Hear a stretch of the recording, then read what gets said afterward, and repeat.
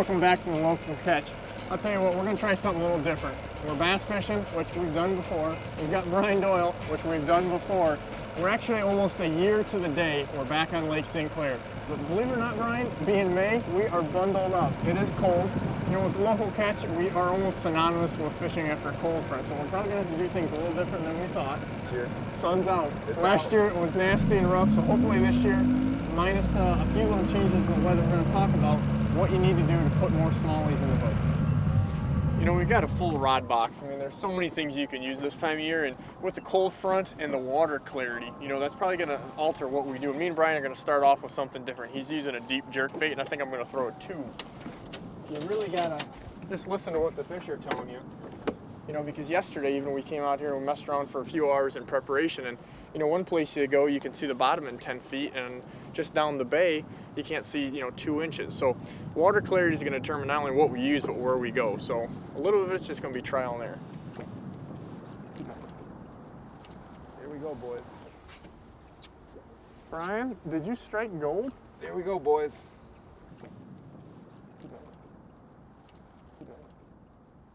This one's coming on that swim bait, and I actually threw it out there and kind of let it sink to the bottom. And what do we got going on? The old swim bait. Yep. I'll tell you what, you are very partial to the old swim bait. Feels like a decent fish too, bro. I'm gonna net this one, make it easier on us. Look at that sucker go. I'll tell you what, Brian, it almost looks like we're in Florida here, doesn't it? Well, that is the way to get started. Look at, show him how much he just choked that thing down. I think they're eating it today. He's got that all the way down his bleeding throat. Right down. Let's get him unhooked. These fish can be stacked up so tight. I mean, they're on a lot of their long flats, but you look like there's a bunch of boats in here where we were at yesterday. There's nobody here. Now there's, you know, 10 boats. Guys get the word, and they fish these areas, and a big area becomes very small. Yeah, without a doubt. We're here on the Mile Roads. And the Mile Roads is a pretty big area known for early season smallmouth on St. Clair. First of the year spawning area. It warms up the fastest. It's protected on both sides on the west shore, and that's where the fish migrate first. You know, they come in out of the water, the deeper water, and they're looking to make babies, and this is where they come. They're feeding. The perch are coming up into the canals where all the houses on the shore and stuff are, and all the marinas.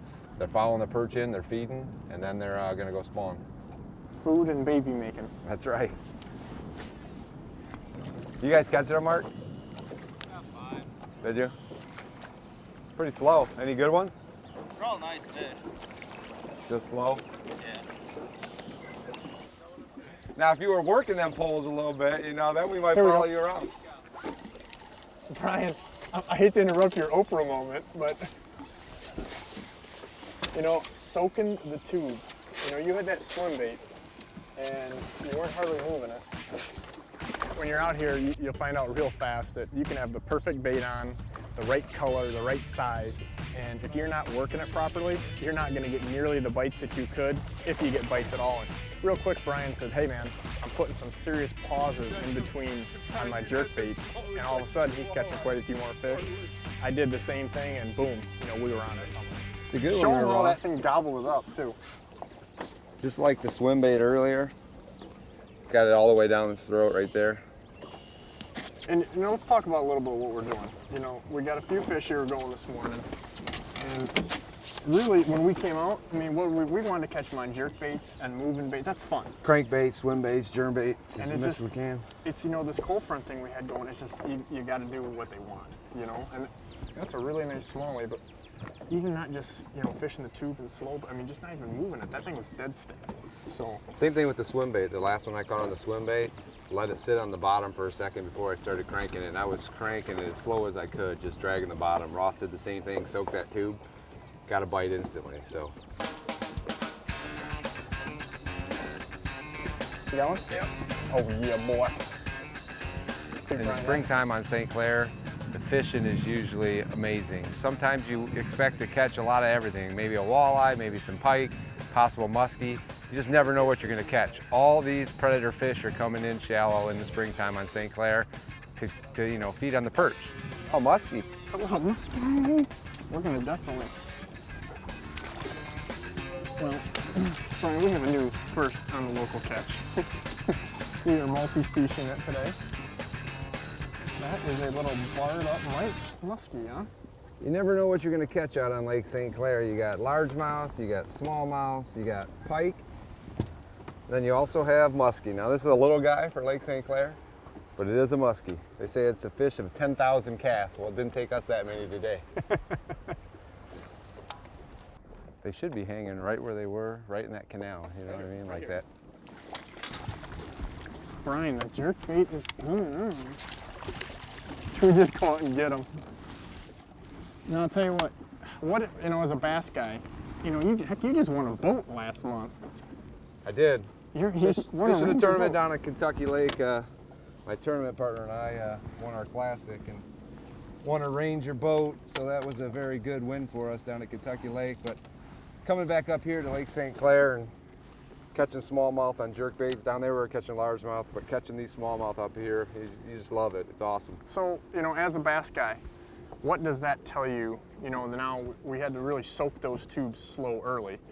Now the jerkbaits, you know, the sun's up, the temperature's up about 2 degrees already, which is a good sign, right?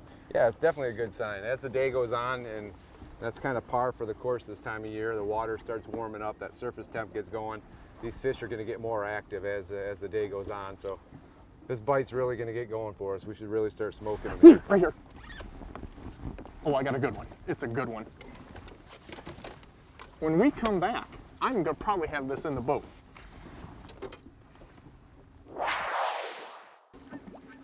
Welcome back to the local catch. We still don't have this fish in the net. Brian's still got one in his hand, but we do now. Would you get that on there, Ross? A jerkbait as well? Jerkbaits, I tell you what, you know, Brian, we always want more and bigger fish, and me and you are not patient guys, but the temperature came up a little bit, and you can see, I mean, these fish, as they're moving up to pre-spawn, just fat, big bellies, and they're on the chew. I mean, that thing was barely moving, so that's a little bit of the key too. You know, mine was just almost pausing when I was kind of talking to you, so suspending jerkbaits. Yeah, you pause these jerkbaits in the spring especially. Sometimes people leave them paused for 5-10 seconds at a time, even longer. You know, you hear people talking about leaving them, you know, paused for a minute. I don't have the patience for that. Do you, Ross? No. But a couple seconds, we can handle that. You think back almost a year ago when we were here doing the last show, I mean, it was just torrential winds, downpour. We actually sat in the parking lot for about an hour and a half. And we're out here today, it's sunshiny, you know, it's almost flat, calm, and really it caused the fish to do a lot of things different. It caused us to be able to fish differently. You know, when you come out here, especially if you're coming from a distance, maybe you're coming up here to fish a weekend, you really have to do things different and make sure you have quite a few different presentations and be able to kind of roll with the punches, as they say. And, you know, again, on the pause, Brian. So that's the thing to keep in mind, you know, when you got a boat full of baits, you know, not a giant, but again, all it does is it keeps confirming our pattern, and that is that this time of year, you got to have a lot of stuff with you. And if you're out there and you're ripping the jerkbait, and you're not getting bit, you know, when it's water is 40-some degrees, you need to pause that. And I mean, sometimes, like Brian said, painfully slow pauses, right? How long did you pause that one, Ross? That was a pretty long time.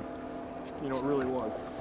Again, all these little things, you have to, each fish, even if it's not a giant, is gonna teach you something. And, you know, when Brian said, hey, you know, I caught that fish with only a 1 second pause, to me, like, hey, we don't ever know. There's definitely something to the slower retrieve, and I just got hit right there. See if he can come back for it. Now, you guys? You've done that twice today. There, he came back for it.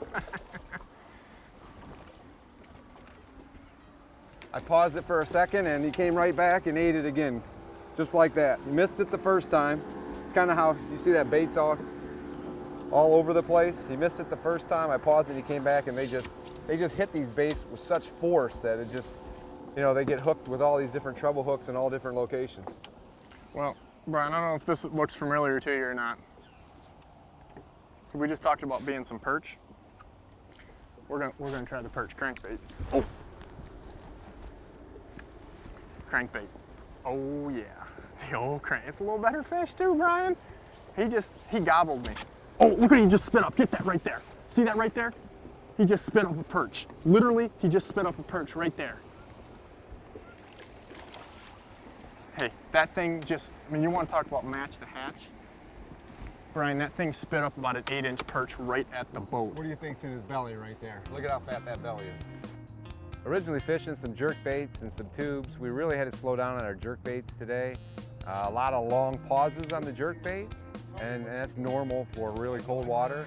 And so the jerkbait slowed down, and Ross started catching some on the tube. So I thought, you know what? I think we should get out a blade bait. The water's still cold enough. These fish seem to be relating to the bottom in the deeper areas that we're fishing. I said, let's just put a blade bait on and see what we can do. Now, show them what a blade bait is. A lot of guys at home probably don't know what a blade bait is and why it's so great, you know, in the cold water. I mean, that's a cold water bait, right? It's definitely a cold water bait. You know, anytime that temperature's in the 40s or even colder than that, these blade baits are electric. Essentially, what a blade bait is it's a metal blank, usually made out of brass, with some lead molded to the bottom, and they have a lot of fluttering properties.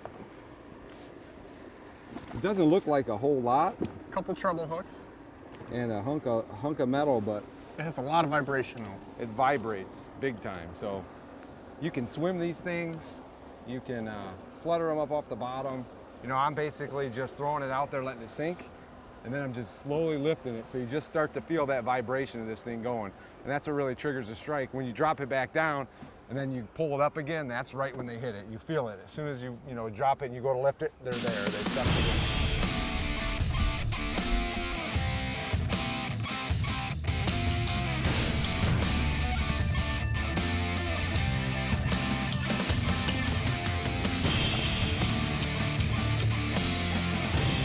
Right here, it's about what's in the boat.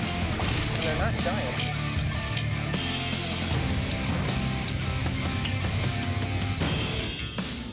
Does this ever get old? Oh yeah, dance for me. Show me what you're working with. That's a little good one.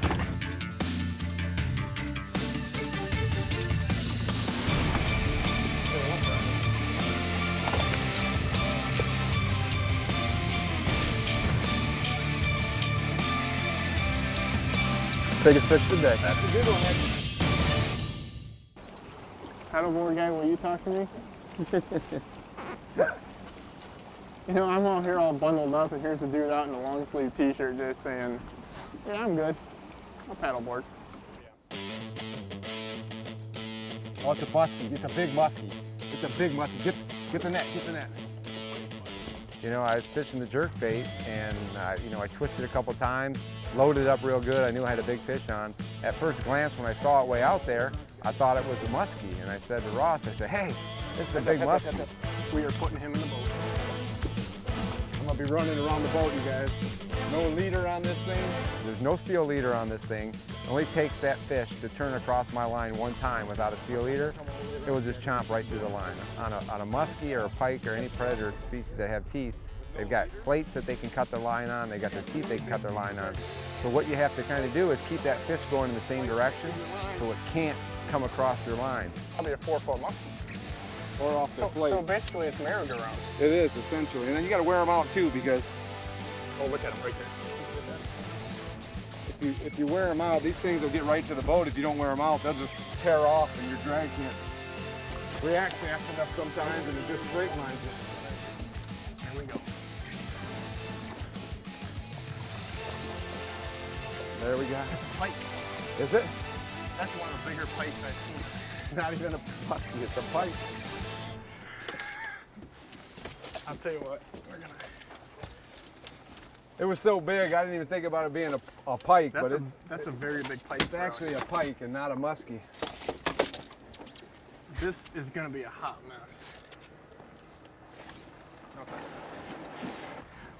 When we come back, we're probably gonna break something. We're probably gonna have this thing entangled. It's gonna be a long break, so you guys can go to the bathroom on this one. Welcome back to the local catch. It feels like about a half an hour, Brian, finally getting this thing out of the net. No, it's pretty close, wasn't it? It was so big, I thought it had to be a muskie for sure. But I'll tell you what, that's a big pike for here. I mean, That's a big pike anywhere you go, unless you're going up to Canada way north, you know? even then, that's a pretty big pike. I don't know how big. I'm gonna say 40 inches, 40 something inches. Wow. Let's get him in because she has been here for a while. And Brian, it doesn't matter what it is. Your jerkbait catches it. Oh, they're catching them.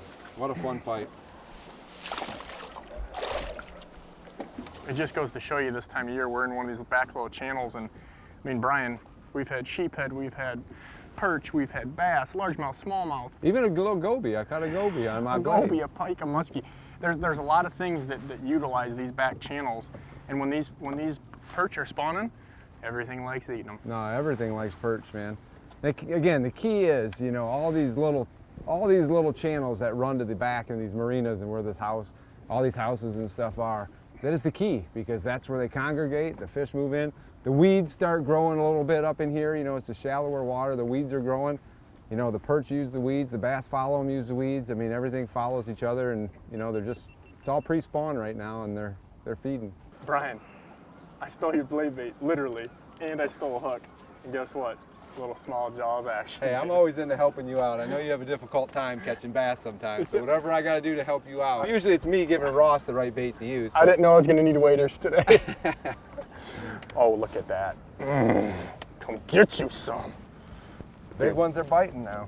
And hey, Brian, I ripped out of a snag, and this thing hit like a second later. Oh, yes. Oh, yes. Big one of the day. Look at that darkie. He is, and I'll tell you what, we could have hooked him up and swung him around. How about some players up there? Wow. You see, he just clobbered. I literally was hung up.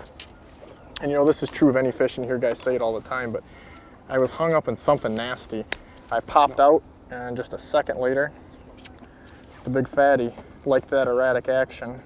I know this one I couldn't have lost no matter for what, but just a really, you know, it's this time of year, again, like Brian said, the perch or smelt, or whatever it is they're eating, they are about as fat as they're gonna get. Just a great little chunky monkey, so we're gonna let this mama go.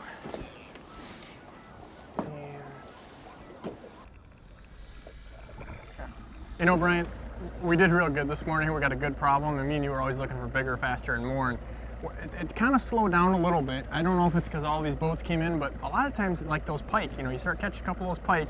I mean, it's like Andre the Giant in the cafeteria. I mean, it's a little intimidating, you know, to push those fish out. Maybe that didn't shut them off or turn them down a little bit. Maybe we caught a bunch of them and got spooked off for the boats. Regardless, probably a good decision to make a little move, isn't it? Yeah, it seems like anytime a pike or a muskie come in, you catch them, the fish disperse, you know, they're gone. So let's head south of here, you know, down towards the Detroit River more. That water is pretty much the last area to warm up. So those fish might be a little deeper down there, but I think we might catch some good ones. You know, and a little deeper, if they are spooky, it's probably a little bit better too. Especially if the water's as clear as it's been everywhere else we've seen. Done deal, let's do it.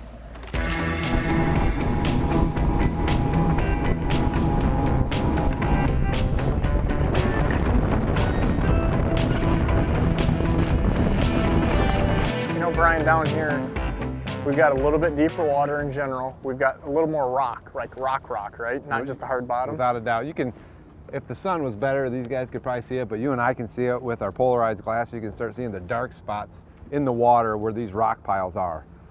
Okay, and so that's where you're going to cast. You know, those smallies will be tucked up tight to those rock piles. And we got to see if we can get them going on some action baits first. If not, we'll have to throw some tubes or something up on the piles and let them pick them up. Oh, here we go. Here we go. Woo! Doggy. Oh, Brian, look at that thing go. There's another one with him. He's got a chaser. He's got a chaser. He is They're going. schooling up over here. Look at that thing run. It's so nice to be able to see him that far. I'm not sure if you guys can see that or not, but man. All right. He had one with him. He's actually still right there. Once you just throw in right there, about 10 feet off the boat, I still see him. Right there. I see him. And that's a good one too. Oh boy, I'm gonna show these guys while you were working on that. This thing is about, I'm not gonna call him a little Brian because he's short and stout. Maybe. I mean, this thing is just gorilla. He is a short and fatty. Eating them perch. Eating them perch? Brian. He looks like a little Brian. Hey, he's not quite there yet. He's got a little ways to go. He's got a little schnauzer. One in doubt. There he is.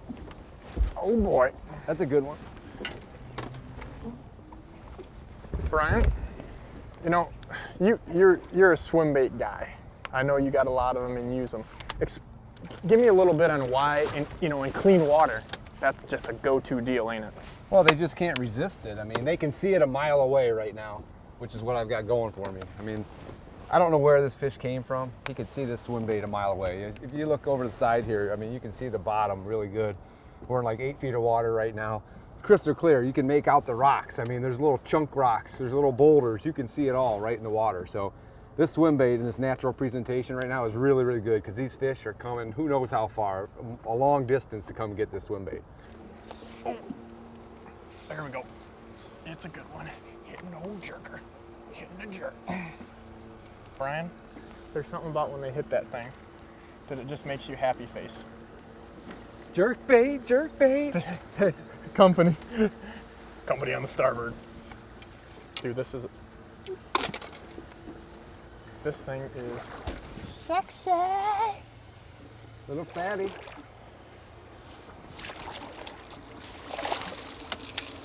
Another fatty. Let's look at the belly on that one. I'll tell you what, this is a chunky monkey. Why don't you hit me? Pliers here. I'll tell you, Brian, we have done it our way, their way, and everywhere between. I mean, just a great smaller. This thing stopped the rod, and we have had a lot of fun. We still got the rain gear on. Don't let the sun fool everybody. It's cold out. It's definitely chilly still. But it's not 8-foot waves, blowing 100 miles an hour in dirty water like we had last year. So really, when you're out here, every day is different. You know, last year to this year, even if we were to fish tomorrow, we fished yesterday, and it was almost like last year again. Totally different. It was nasty. When you guys are out fishing smallmouth, you have to have an open mind. You have to have a lot of different presentations. Be good with them. Around here, you can learn a lot with different presentations because you can catch them on so many things on St. Clair, right? Yeah, a place like St. Clair is a great place to go. And the fish are biting like they are right now. Practice the stuff you're not good at, you know? A lot of times when they're biting like they are today, you can go out and practice the swim bait if you're not good with it, they'll bite it. Practice the jerk bait if you're not good with it, they'll bite it. You know, whatever you're really not that good with, see if they're biting it. If they're not, you can always go to something that you like and that you're good at. And a day like today, you can throw a lot of different things and catch them a lot of different ways. Shallow, we caught some deeper. I mean, we caught them on blade baits, you know, a really cold presentation. So, I mean, what a day. It was a great day. Great. Appreciate all you guys tuning in to the Local Catch. For Brian Doyle, myself, Ross Robertson, we're going to let this go and head on in. So make sure you tune in. We're going to have more fish catching action coming probably next week and the week after that.